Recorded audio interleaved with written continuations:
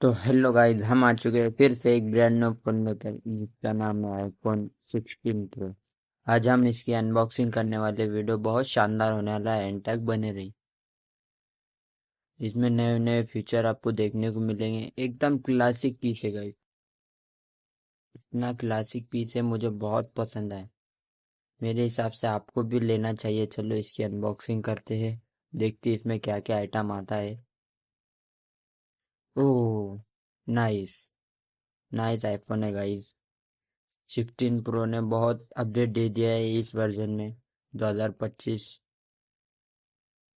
चलिए इसे ओपन करेंगे और देखेंगे इसके फंक्शन और इसके क्या क्या आता है इसके आइटम। इनमें केबल है गाइस आईफोन का। अरे ये क्या है, हमें तो मालूम नहीं।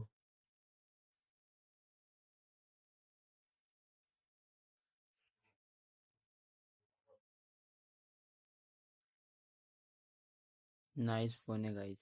सब्सक्राइब करेगा नेक्स्ट वीडियो।